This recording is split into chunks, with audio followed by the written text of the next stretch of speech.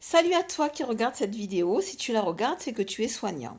Alors, on va se parler d'infirmière à infirmière, ou même si tu es aide-soignante, on va se comprendre, toi et moi. Alors, moi, j'ai constaté que depuis ces dernières années, les soignants sont épuisés, hein. Voilà, moi la première, on est tous crevés. Mais en fait, j'ai envie de positiver un petit peu dans tout ce qui se passe en ce moment. Moi, ça fait 20 ans et quelques que je suis infirmière. Et avant, on avait moins l'impact de l'absentéisme. Avant, quand même, le métier, c'était le même, hein, il n'a pas changé, hein, les malades, c'est toujours les mêmes, hein, voilà, hein. Mais en fait, je pense que c'est notre état d'esprit à nous, l'état d'esprit des patients, l'état d'esprit des médecins. Enfin, l'être humain a évolué. Je pense que par rapport au contexte que nous avons actuellement, on a vécu quand même une grosse période difficile avec le Covid. On a eu beaucoup de restrictions de liberté. Forcément, ça a un impact sur notre épanouissement personnel. Et je pense que justement, quand on vit une crise, il est important de se questionner soi-même. Ne pas trouver un bouc émissaire. C'est la faute à un tel, c'est la faute à l'autre, c'est la faute au gouvernement, c'est la faute à, c'est la faute à, c'est la faute à. Non, il faut éviter de se victimiser. En tout cas, moi, c'est le choix que j'ai décidé de prendre, hein. J'ai pris la décision de ne pas me victimiser. Après, je respecte, hein, chacun fait comme il veut. Je ne suis pas en train de faire cette vidéo pour culpabiliser qui que ce soit. Non, j'ai simplement envie de partager. Moi, je suis infirmière et aujourd'hui, au lieu de me positionner en victime, je vais travailler avec l'envie de faire de mon mieux. J'ai pas dit d'être parfaite, j'ai dit de faire de mon mieux. Ça veut dire apporter mon expérience, mon professionnalisme, ma personnalité, mon positionnement qui essaie d'être dans la joie, de faire de mon mieux. Et je m'adapte aux conditions de travail. Ça veut dire qu'il y a des choses que je ne vais pas pouvoir faire.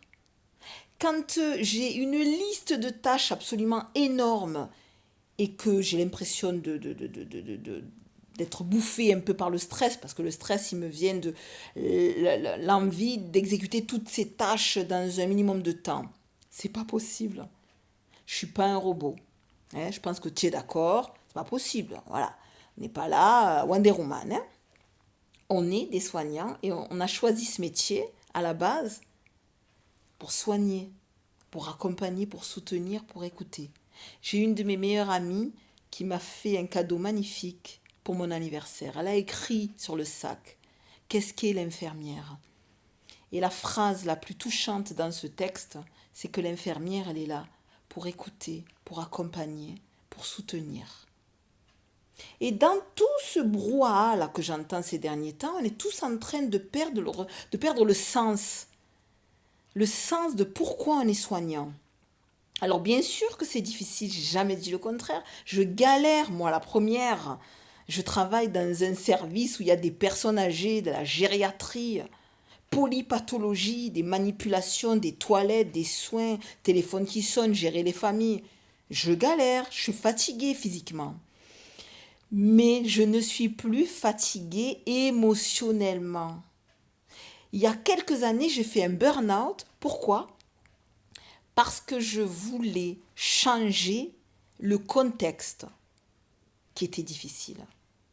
Tu peux pas changer le monde extérieur, mais tu peux te changer toi-même.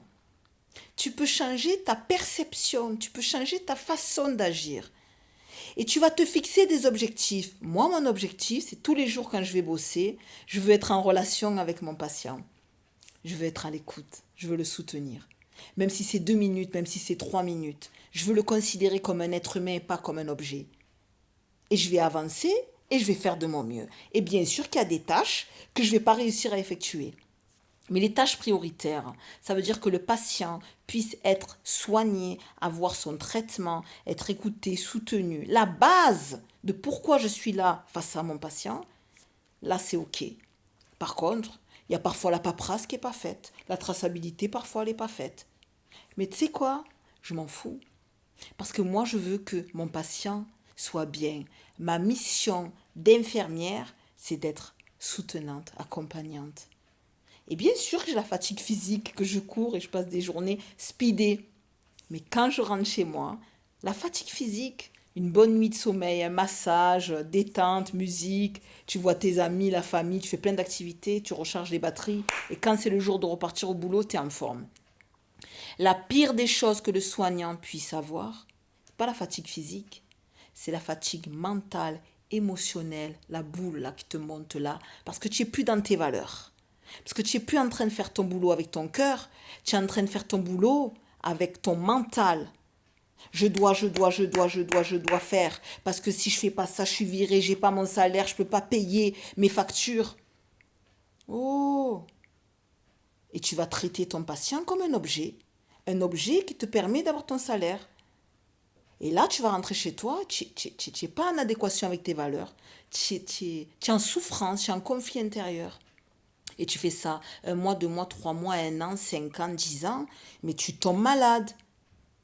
Moi, j'ai fait un burn-out il y a quelques années. Eh bien, je peux te dire que grâce au burn-out, j'ai compris pourquoi je suis infirmière.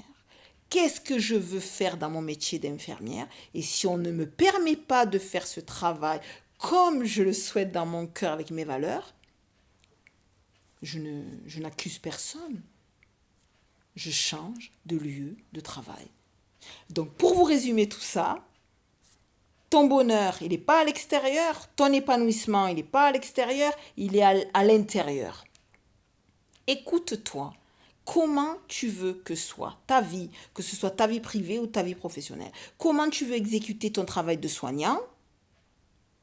Prends ton courage à 2 mains et fais les choses en évitant d'être en conflit avec tes valeurs humaines.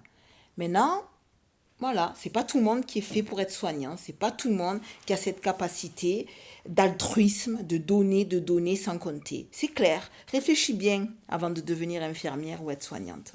Réfléchis bien, parce que c'est un métier merveilleux, où tu vas donner beaucoup plus que ce que tu vas recevoir.